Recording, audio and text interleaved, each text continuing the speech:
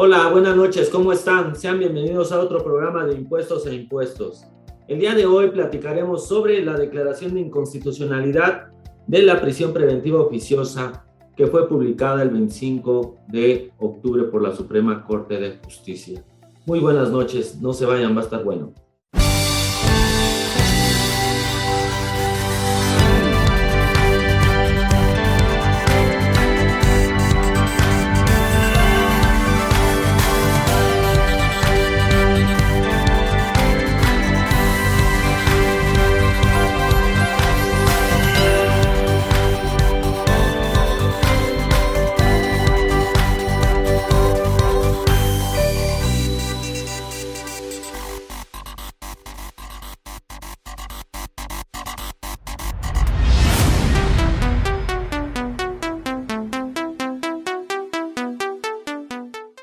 Hola, muy buenas noches, ¿cómo están todos? Gracias por acompañarnos en otro programa de Impuestos e Impuestos. Me da mucho gusto, como siempre, tener aquí a mis queridos amigos, estimado Hamlet González. ¿Cómo estás? Muy bien, Armando, te saludo siempre con mucho gusto y saludo a Jaime y al buen Sergio. Y estimado Jaime, ¿cómo te anda? Muy bien, Armando, todo muy bien. Buenas noches a todos, ¿cómo están? Muy bien, mi estimado Sergio, te mando un abrazo, ¿cómo estás? Muy bien, muchas gracias, Armando, buenas noches a ti, al doctor Jaime Flores, a Hamlet y a todo el público que nos acompaña. Ok, a ver, hay un tema que tenemos ahí pendiente de discutir. El día 25 de octubre, la Suprema Corte de Justicia de la Nación declaró inconstitucional castigar con prisión preventiva oficiosa a presuntos responsables de cometer defraudación fiscal, contrabando y su equiparable, así como la expedición y venta y uso de facturas falsas, bueno, todo lo que compete en esto. Mi estimado Jaime, me gustaría que empezaras con una introducción de lo que sucedió primero, antes de hablar de lo que está declarando la Corte ahorita. ¿Qué fue lo que sucedió? También mi estimado Hamlet, que maneja muy bien este tema, sobre todo este tema de si se considera declaración, ¿cómo se llama? Delincuencia organizada, todo esto que pasó. Mi estimado Jaime, ¿nos puedes poner primero en contexto antes de entrar en lo que nos menciona la Suprema Corte, por favor? Sí, recordaremos que en 2019, y de hecho incluso desde antes, prácticamente desde que empezó la administración, se empezó a hablar de que los delitos de carácter fiscal iban a tener un carácter diferente al que había tenido hasta ese momento, que se le iba a dar un tratamiento diferente, y se empezó a hablar de que incluso iba a tener consideraciones de delincuencia organizada todo aquel delito que se cometiera en términos de lo establecido en el artículo 108 de defraudación fiscal, algunas de las fracciones del artículo 109 de defraudación fiscal equiparada, el artículo 113 bis, el de las famosas operaciones inexistentes o simuladas, y todo lo que está vinculado al contrabando. Entonces, se plasmó en la iniciativa que los delitos de carácter fiscal eran delitos que atentaban contra la seguridad nacional. Hubo por ahí un par de iniciativas, 3 iniciativas de hecho, de una senadora y de 2 senadores, el hoy actual gobernador de Nuevo León, el senador Armenta, y una senadora que se llama Minerva, en donde planteaban bajo distintas perspectivas que los delitos de carácter fiscal podrían tener el alcance o la consideración de ser delitos cometidos por la delincuencia organizada, en principio porque atentaban contra la seguridad nacional, eso estimaban ellos.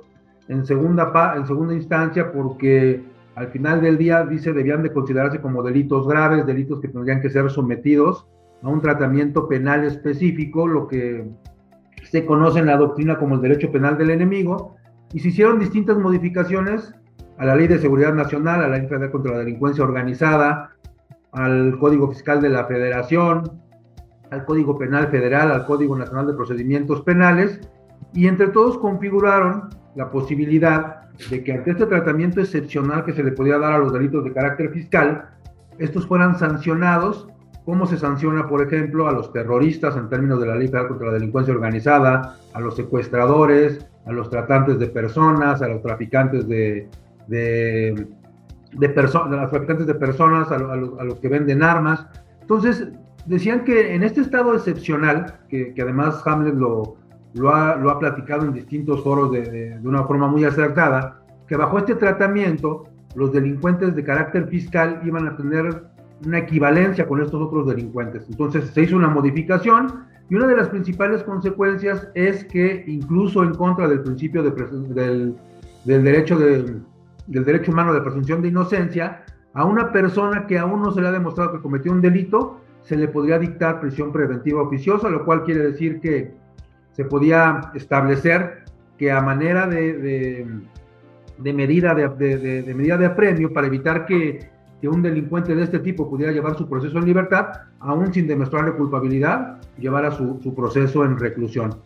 Y se agregaron todos estos conceptos, lo cual es un tema total y absolutamente inusitado, es un tema que no tiene equiparable en otro país, y a pesar de que los legisladores dijeron en su momento que sí en otros países había un tratamiento equivalente, lo que pasa en otros países es que en otros países lo que se determina en este tipo de eventos es que hay una reparación del daño. Pero aquí, más allá de la reparación del daño, iba a tener esa consideración de ser un delincuente o parte de la delincuencia organizada y por consecuencia tener sanciones mucho más severas, que fue la modificación, y a partir de ahí un grupo de senadores de la oposición precisamente, e incluso la Comisión Nacional de Derechos Humanos, promovieron una acción de inconstitucionalidad, que es lo que nos tiene hoy en esta resolución que dictó la Suprema Corte. Perfecto. Mi estimado Hamlet, dentro de la estupenda introducción que nos ha dado mi estimado doctor Jaime Flores, ¿cuáles son las leyes que se habían modificado que configuraron todo esto? Él ya las mencionó, pero quisiera ser un poquito más específico. Mira, se hizo una modificación importante al artículo 167 del Código Nacional de Procedimientos Penales, al Código Fiscal de la Federación, en específico el 109, 108 es al que le dan más fuerza, y también al artículo 5 de la Ley de Seguridad Nacional, y a estos artículos, al 400 bis del Código Penal Federal. Y todos estos artículos, ¿por qué no hicieron una modificación al artículo 19 en su fracción segunda de la Constitución? En la fracción, vamos a entender qué dice este artículo. El artículo 19... Vamos por partes. Ajá. En el artículo 19 le da la facultad al Ministerio Público que delitos de alto impacto, cuando decimos de alto impacto, son delitos que generan una gran lesión a la sociedad, ¿no? Que violentan bienes jurídicos tutelados que están salvaguardados por nuestra Constitución y las leyes que emanan. ¿Cuáles son estos, Armando y auditorio? Pues violación es uno de ellos, homicidio es otro de ellos, feminicidio es cuando recae la conducta en una mujer y la privas de la vida, trata de personas, robo de hidrocarburos, robo de transporte con violencia. O sea, si te fijas, todos estos delitos están totalmente relacionados con la persona, ¿no? No con el Estado mexicano. Entonces, el Estado mexicano, para no hacerle una modificación al párrafo segundo del 19 constitucional, dijo, bueno, pues vamos a hacer una modificación a todas las leyes que acabamos de mencionar para que los delitos de carácter fiscal se consideren delincuencia organizada, y al ser delincuencia organizada, pues vamos a aplicar este derecho penal del enemigo, ¿no? En donde el derecho penal del enemigo pues va enfocado a aplicar una norma jurídica desigual hacia los que cometen conductas desiguales, ¿no? O sea, es decir, es tan lacerante tu conducta que no te puedo aplicar este respeto de salvaguardar los derechos humanos porque tu conducta ha sido de violentarlos, ¿no? Totalmente. Pero bueno, creo que tenemos que ir a un corte. Muy bien, muy bien. Enseguida regresamos y con este tema muy interesante que está mencionando Jaime. Gracias.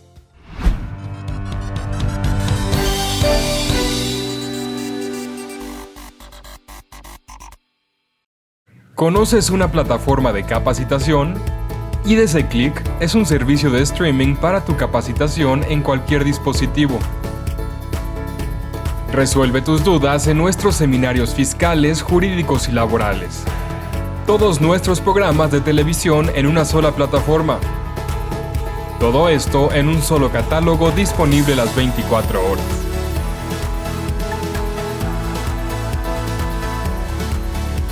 Únete a la familia IDC con la mejor plataforma para una capacitación completa. IDC Click, tu mejor opción.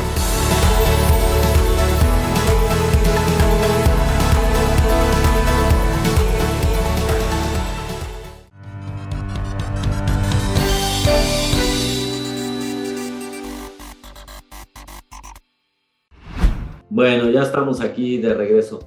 Mi estimado Hamlet, te tocó el corte. ¿Podemos continuar, por favor?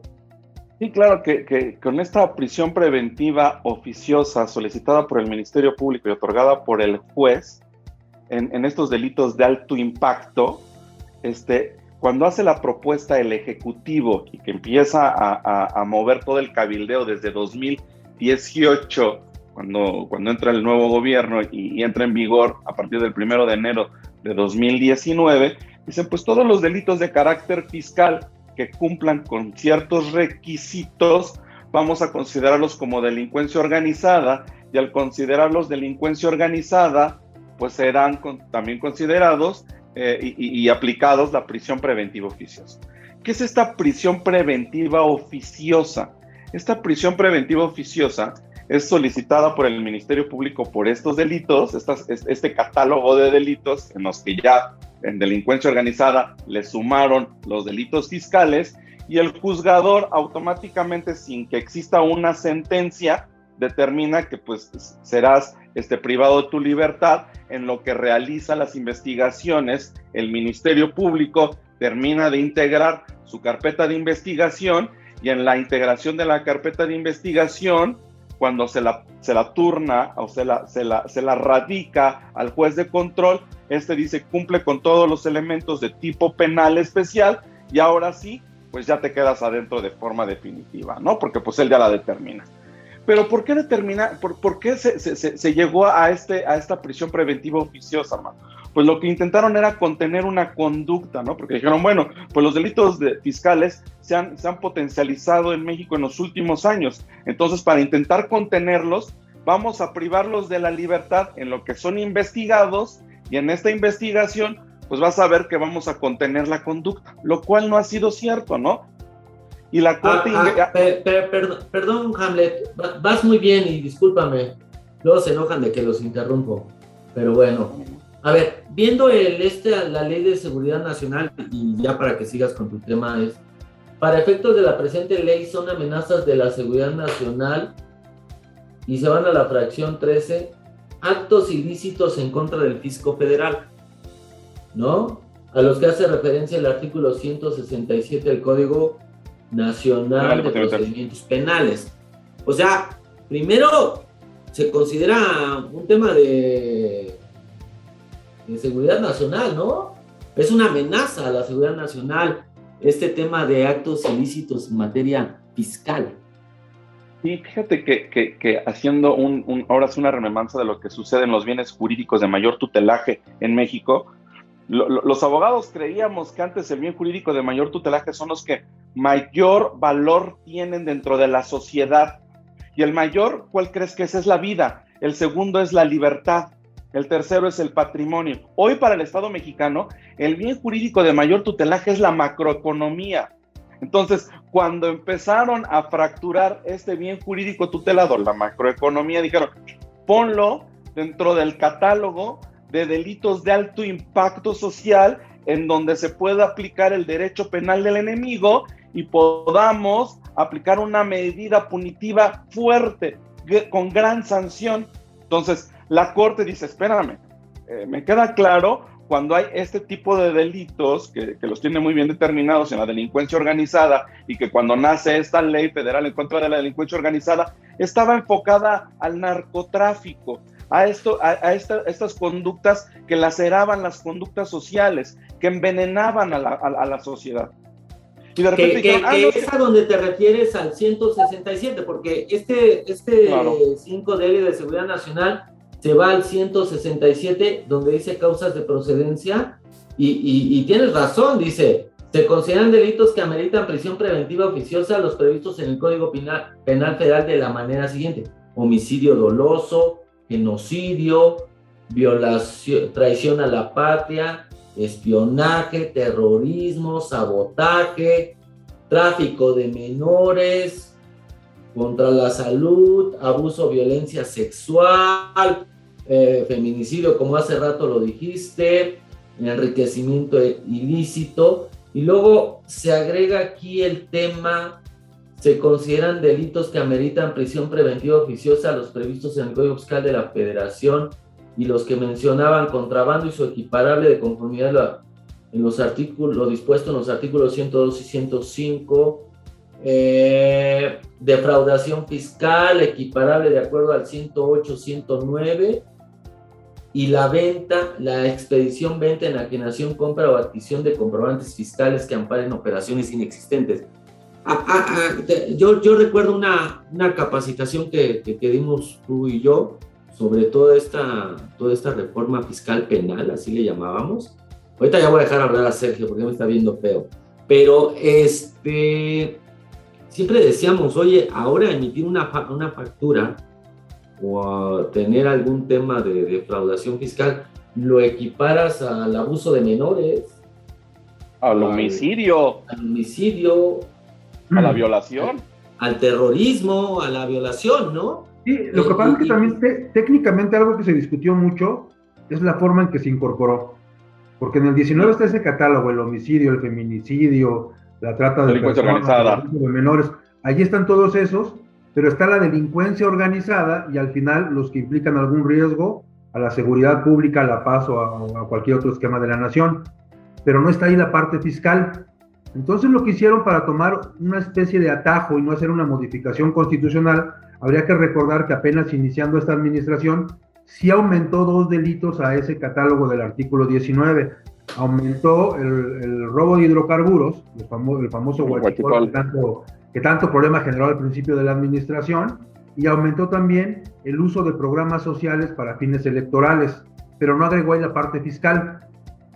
Y entonces, posteriormente, para incorporarlo también, no lo incorporan constitucionalmente, sino que lo consideran como parte de la delincuencia organizada, por un lado, y por otro lado lo consideran como un riesgo a la seguridad nacional.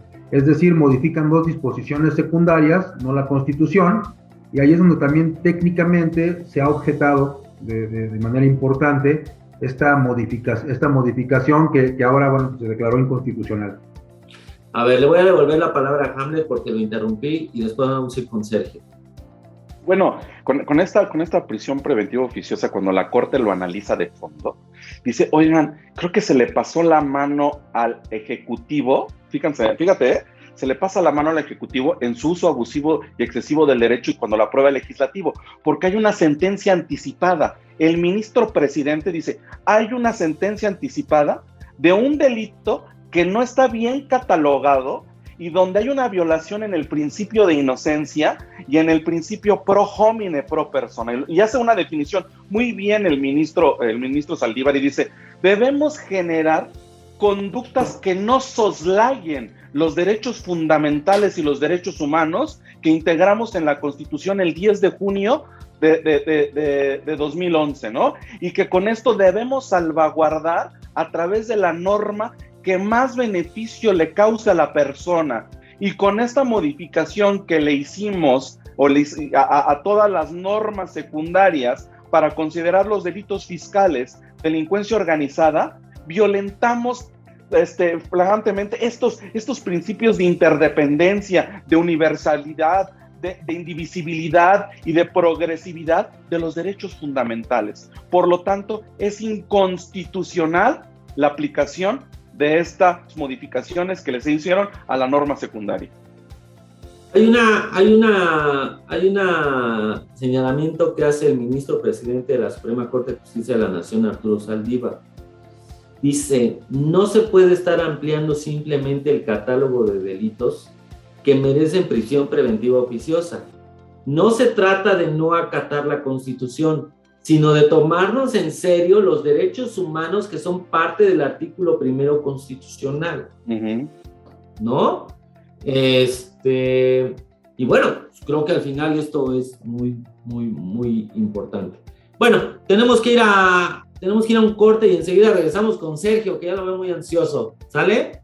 Ahorita nos vemos.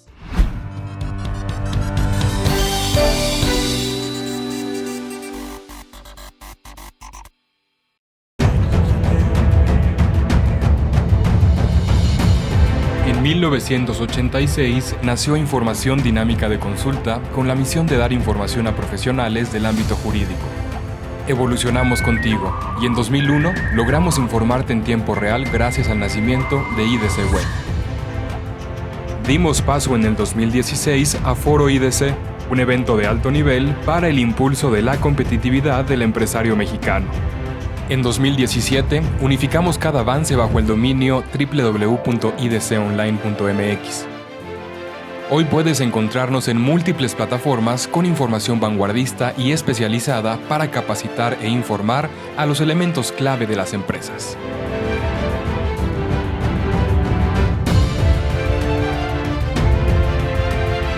A 35 años de nuestro nacimiento, ha sido un honor acompañar tu labor de llevar a México al futuro.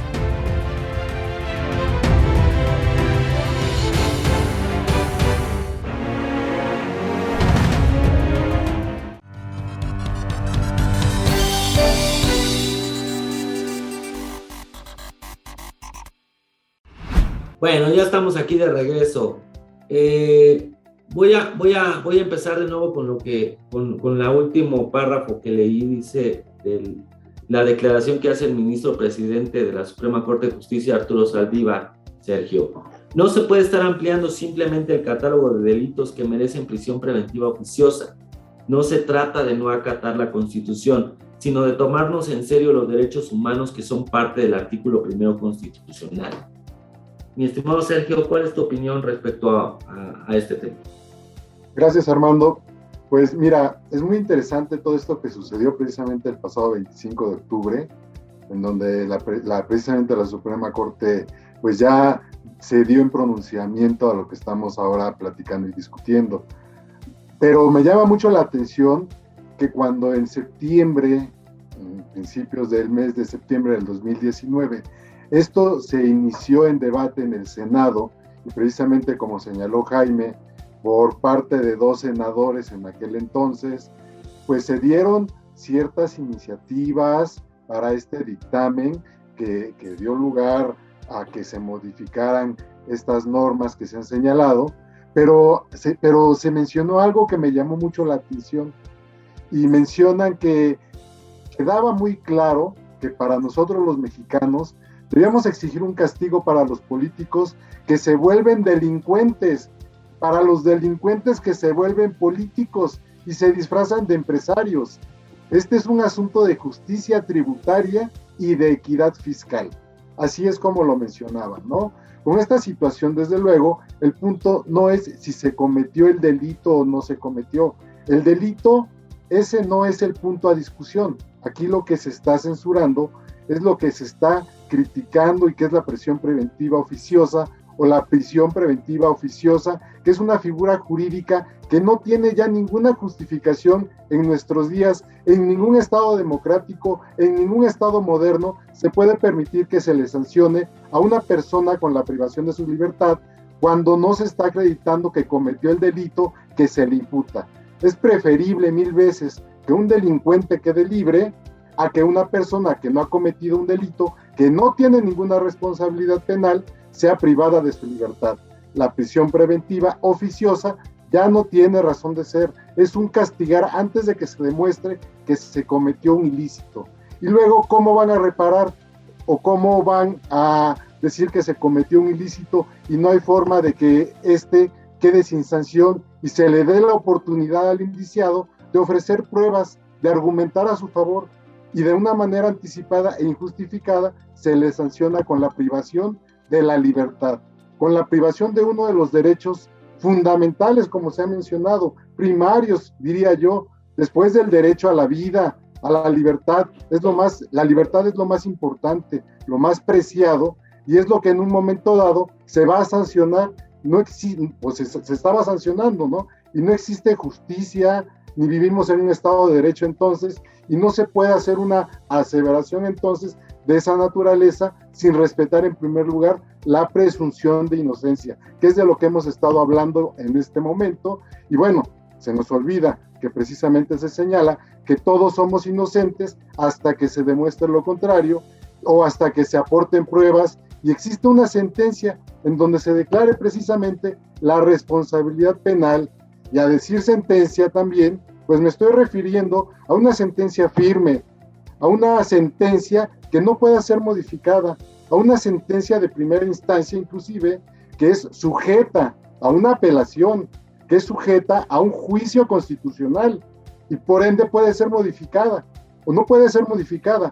Una sentencia entonces firme queda intocada, como se menciona en derecho, ya que no se puede modificar en ese momento. Si podríamos hablar inclusive de una prisión preventiva y ya sería una prisión pues no preventiva, esto sería consecuencia de precisamente la comisión de un delito, ¿sí? Entonces ya no sería preventiva, sino ya sería precisamente porque se cometió un delito y es algo que se estaba anticipando que ni siquiera existía, ¿verdad? Ya te encarcelaban sin tener precisamente la certeza de haber cometido un delito. Pero yo aquí hago hincapié y lo que me llama mucho la atención, los senadores en aquel entonces estaban refiriendo a los políticos que se hacían empresarios para enriquecerse y hablaban que ellos creaban las empresas que facturaban precisamente para obtener un beneficio. Se estaba refiriendo a la clase política. Qué interesante ponencia, tanto del senador Samuel García como del otro senador poblano, se me fue su nombre ahorita, lo acaba de mencionar Jaime, pero finalmente, bueno, tenía un fondo muy diferente a lo que llegó la iniciativa en aquel momento, ¿no? Hoy, afortunadamente, se reconfigura, y en esta reconfiguración, pues desde luego estamos viendo ya que se está salvando de esa prisión oficiosa por un delito de delincuencia organizada en contra de la nación, ¿sí? Que era lo que en principio se estaba argumentando o suponiendo en esta iniciativa, en este dictamen de 2019.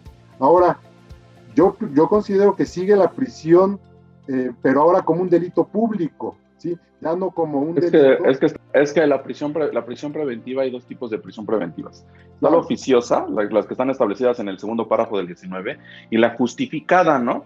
La justificada es la facultad que le dan al Ministerio Público en analizar, de acuerdo con la conducta del sujeto activo como el elemento de la teoría general del delito, o sea, para que exista esta tiene que existir una conducta por acción o por omisión. Entonces, analiza este elemento de tipo penal el Ministerio Público y dice, como analiza esta conducta, y lo acabamos de ver ahorita con un exdirector de Petróleos Mexicanos, y dicen, tiene el dinero, tiene la capacidad y se va a fugar, y como se va a fugar, él lo justifica y se lo presenta al juzgador, y el juzgador dice, sí, tienes razón, Ministerio Público, vamos a emitir la prisión preventiva justificada, justificada. Y con esta prisión preventiva justificada, ahora sí que perdón que te haya interrumpido, pero cuando nacen los derechos fundamentales, hay que entender que los derechos fundamentales, y en este respeto del control difuso, que hablamos de la Constitución, concatenado con lo que establece el 133 constitucional, en donde nos adherimos a los tratados internacionales, en el control convencional, estos derechos fundamentales son progresivos, no los podemos limitar, no los podemos meter en una cajita y decir, hasta aquí lo puedes hacer. Por eso, la Corte dice, estamos soslayando los derechos fundamentales y estamos contradiciendo lo que pusimos en el primero constitucional, que es respetar, promover, proteger y garantizar los derechos humanos. Y cuando ponemos la prisión preventiva oficiosa en delitos de carácter fiscal, violentamos el principio de inocencia, en que hasta que yo no acredite que tú cometiste una conducta delictiva, pues te aplicaré la sanción. Y también el famoso principio pro persona o pro homine, ¿no? Siempre generarle la aplicación de una norma jurídica con mayor beneficio a la persona. En sinónimo es, le causo más beneficio a la persona y luego al Estado mexicano. Lo que ha sucedido yo creo que a lo mejor lo interpretaron a contrario sensu, Claro. y cuando digo a contrario sensu, pues lo hicieron al revés, ¿no? Sí, no, Bueno, yo me refería a que... perdón, tenemos que ir a una pausa, amigos, y enseguida regresamos, por favor.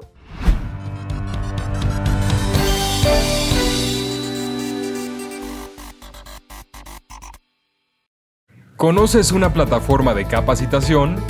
IDC Click es un servicio de streaming para tu capacitación en cualquier dispositivo. Resuelve tus dudas en nuestros seminarios fiscales, jurídicos y laborales. Todos nuestros programas de televisión en una sola plataforma. Todo esto en un solo catálogo disponible las 24 horas.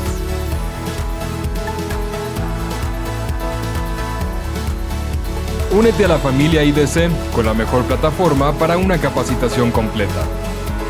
IDC Click, tu mejor opción.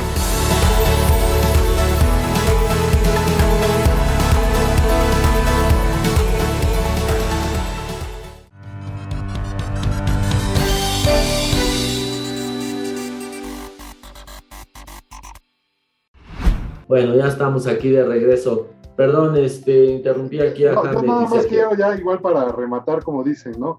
Me estaba refiriendo básicamente a que ya no está considerado como un delito que atentara a la seguridad nacional, ¿sí? Finalmente, la prisión preventiva, como tú lo acabas de mencionar perfectamente bien, bueno, sí existe, ¿no? Y ya en esta parte, pues el juez dará lugar a en qué momento precisamente dictará la misma y las circunstancias para que quede el indiciado, ahora sí que detenido de forma preventiva, ¿no? Como lo que acabas de mencionar, el ejemplo es muy claro de este director de Pemex, exdirector de Pemex, ¿no? De esta forma, bueno, pues es también, como yo he mencionado, que se está reconfigurando, porque ya no queda un delito que atente contra la seguridad nacional, sino ya de orden público el hecho de que, pues tengas que si defraudas al fisco, pues también seas propenso a la prisión preventiva oficiosa por defraudación fiscal, ¿verdad? Ese es el tema. Entonces, No, bueno. es que precisamente en eso consiste la acción de inconstitucionalidad, Claro. en que no se pueda dictar la prisión preventiva oficiosa en contra de los delitos de defraudación fiscal, equiparables, Sí. contrabando y las operaciones inexistentes. Lo que sí puede ocurrir, que es lo que dice Hamlet, es que se dicte la prisión preventiva, pero justificada. Exacto. Eso puede Justificada ocurrir. por el delito mismo de No, defraudación. justificada por las características del presunto. De la conducta del sujeto activo. Que haya la posibilidad de que se evada de la justicia, que haya la posibilidad de que se fugue, de que no cumpla. Bueno, Eso es lo que justificaría precisamente la prisión preventiva, aún antes de declarar la culpabilidad de la persona. En el caso de la oficiosa, lo que ocurre es que el juez, con los elementos y con las características que estaban planteadas antes de la declaración de inconstitucionalidad, el juez podía decir, este delito amerita prisión preventiva, y la dicta de oficio por ser parte de su labor propia. Eso es lo que precisamente se estableció como... Investigar. Ok.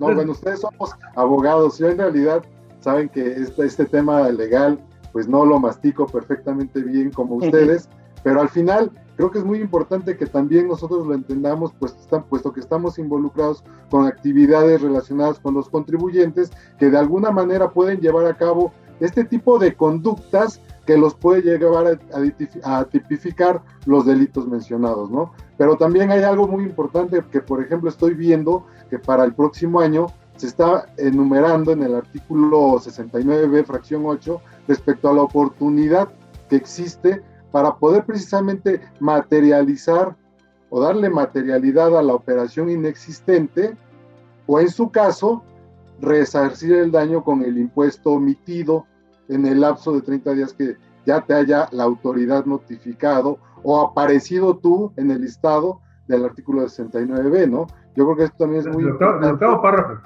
En el octavo párrafo. Octavo párrafo. Sí, dije 69b, octavo párrafo, correcto. Sí, es muy importante considerarlo, puesto que es todavía una oportunidad más para que el contribuyente pues se salve de este tipo de situaciones que ahora se están argumentando. Es que fíjate, en el fondo la norma fiscal nace para una cosa, para recaudar.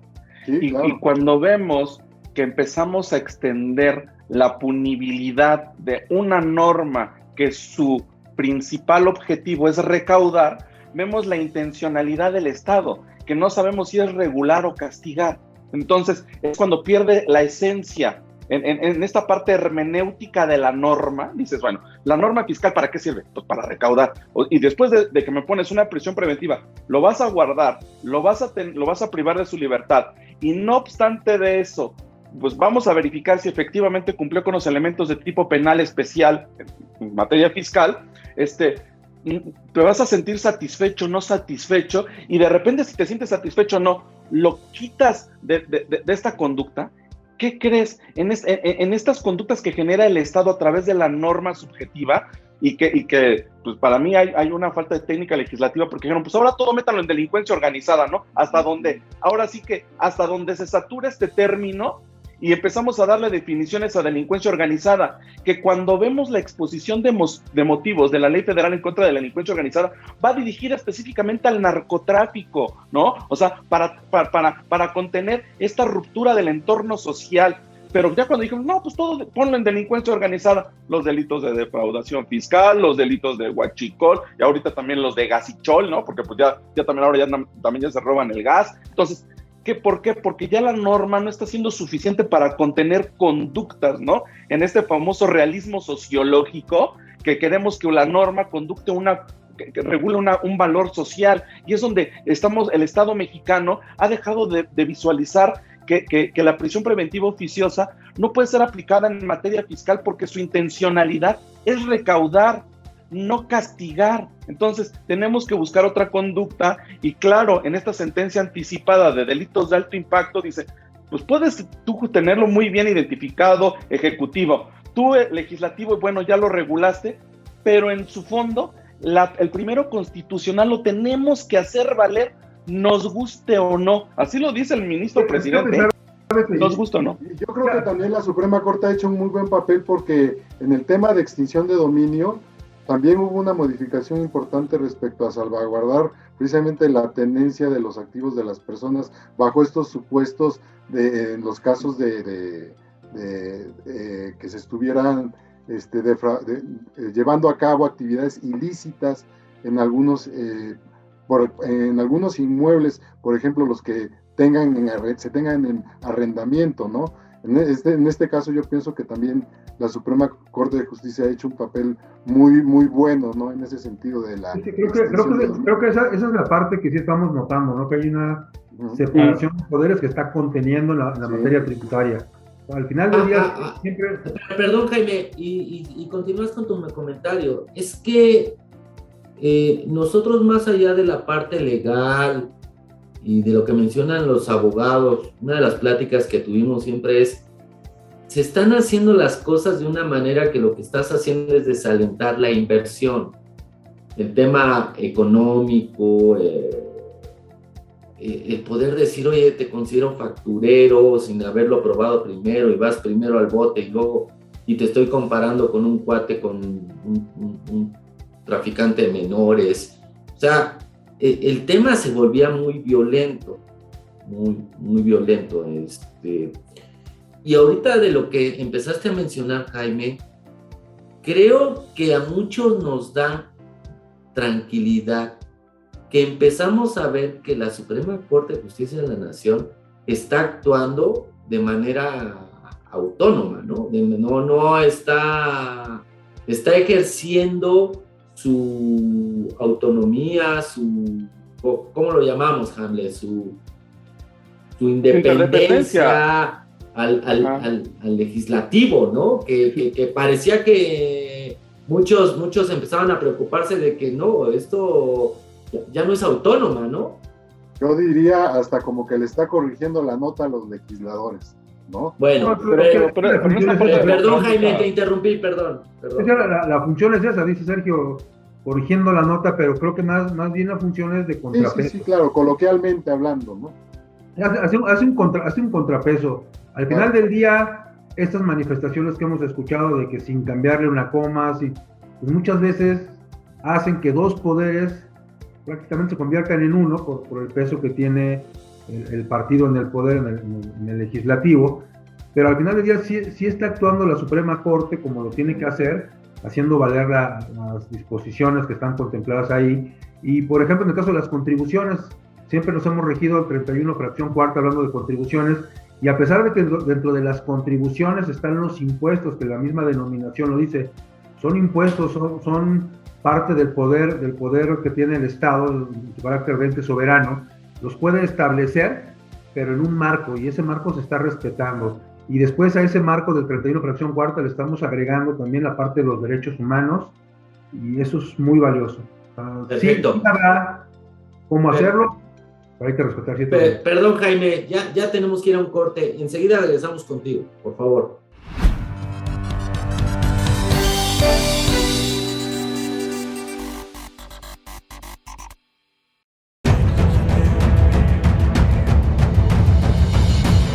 En 1986 nació Información Dinámica de Consulta con la misión de dar información a profesionales del ámbito jurídico. Evolucionamos contigo y en 2001 logramos informarte en tiempo real gracias al nacimiento de IDC Web. Dimos paso en el 2016 a Foro IDC, un evento de alto nivel para el impulso de la competitividad del empresario mexicano.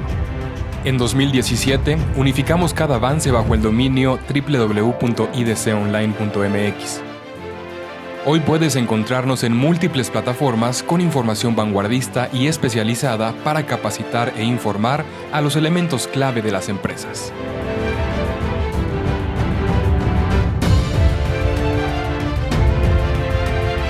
A 35 años de nuestro nacimiento, ha sido un honor acompañar tu labor de llevar a México al futuro.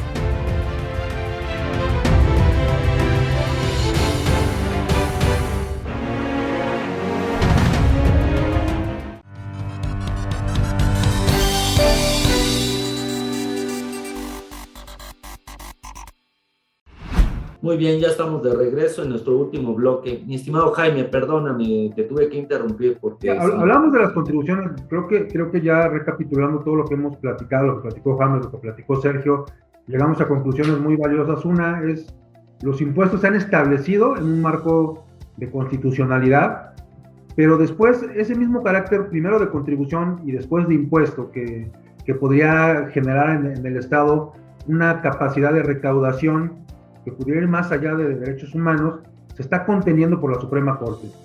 Ya establecer, y creo que lo habíamos mencionado en distintos foros, ya establecer que un delito de defraudación fiscal, más allá de la reparación del daño, te podría convertir en un delincuente, o en parte de la delincuencia organizada, era excesivo.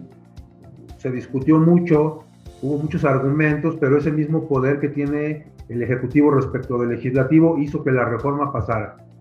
Y afortunadamente la actuación del Poder Judicial, bueno, tiene su peso, tiene su valor, y le dio marcha atrás al concepto, y creo que eso es sumamente importante. Sí puede recaudar el Estado, sí tiene esa potestad, sí está conferida totalmente en la Constitución. Pero además, si se comprueba el delito, Jaime, y necesita prisión, es prisión. Como cualquier otro, ¿no? O sea, aquí el tema es, oye, dame chance de defenderme, porque también hemos detectado hoy, yo sigo pensando que hoy nuestra legislación fiscal está mucho en este tema de subjetividad.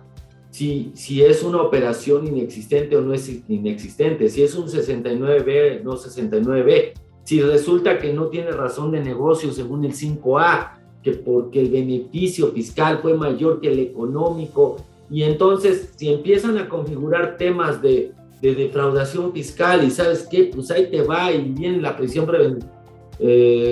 preventiva oficiosa, híjole, está bien difícil, ¿no, Jaime? Y el problema es que ya pasó.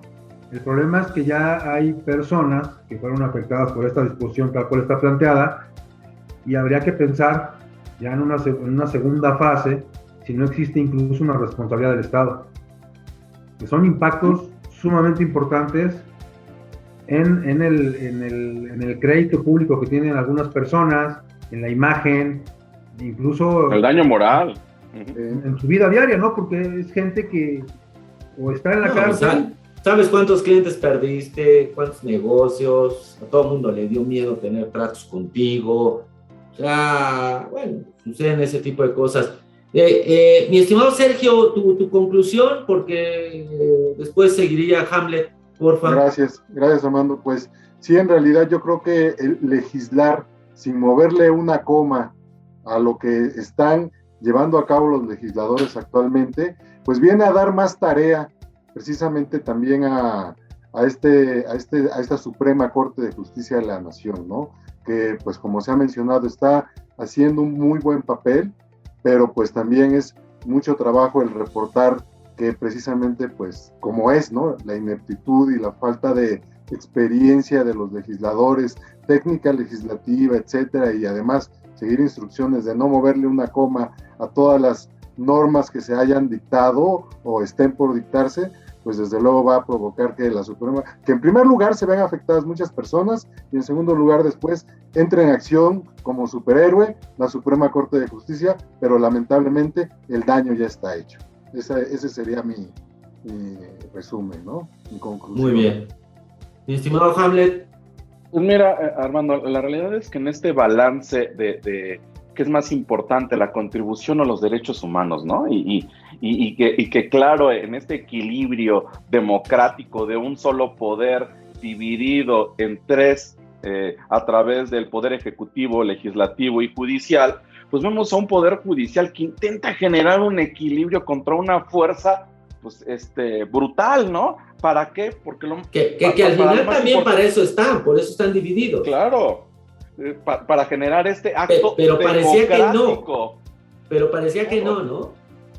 Y lo veíamos antes con algunas cosas que sucedieron directamente con el ministro presidente, pues que querían extender su plazo, ¿no? Entonces ya después dijo, no, espérame, haciendo ya un balance, sí entiendo el regalo que me quieres dar, pero creo que es inconstitucional también, ¿no? Pero entonces es cuando ya vemos que un poder quiere tener dominio sobre los otros dos y empieza a desvanecerse esta conducta democrática y entre la conducta democrática en este equilibrio, ¿no? Pero cuando hablamos de contribución y hablamos de derechos fundamentales, pues la Corte lo acaba de decir muy, muy, muy bien, ¿no? Para mí es más importante el derecho humano que el derecho del Estado a recaudar para ejercer su gasto público, ¿no? Y entonces es cuando pues podemos entrar en esta discusión acalorada y decir, pues, ¿qué es más importante? ¿Contribuir o la violentación de los derechos fundamentales?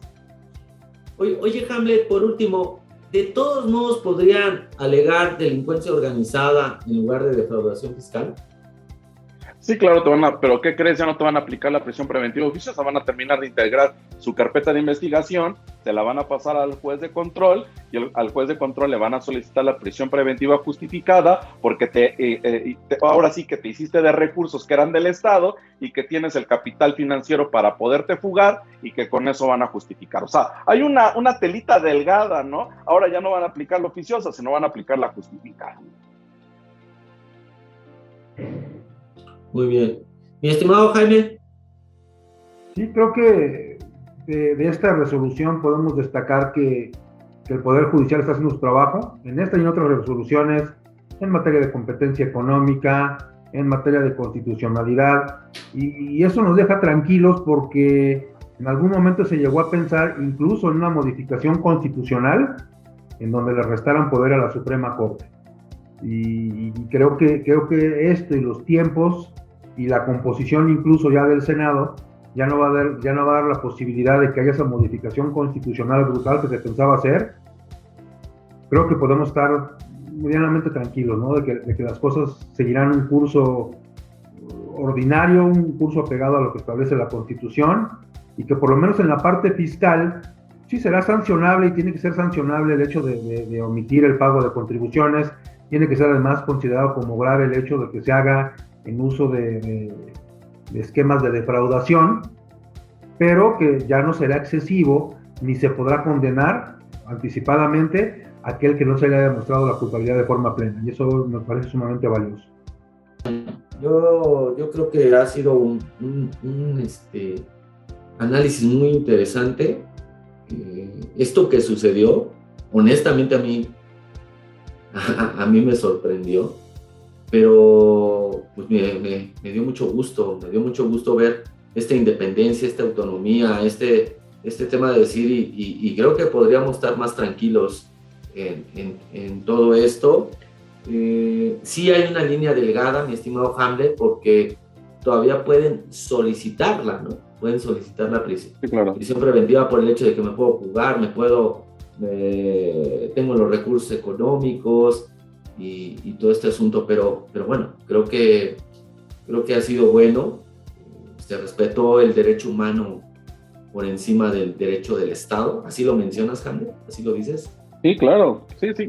Y en esto el ministro lo dice bastante bien, dice, la realidad es que tenemos que hacerlo valer, el primero constitucional, nos guste o no nos guste, ahí está, y lo tenemos que hacer valer. Muy bien, yo les agradezco, este programa ha sido muy, muy interesante. Les quiero comentar que el próximo ya lo tendremos que grabar ya de manera presencial. Se acabó el Zoom, pero les agradezco como siempre, mis estimados amigos, y a todos los que nos acompañaron, pues muchas gracias. Gracias a todos, buenas noches. Buenas noches a todos. Buenas noches, a todos. gracias.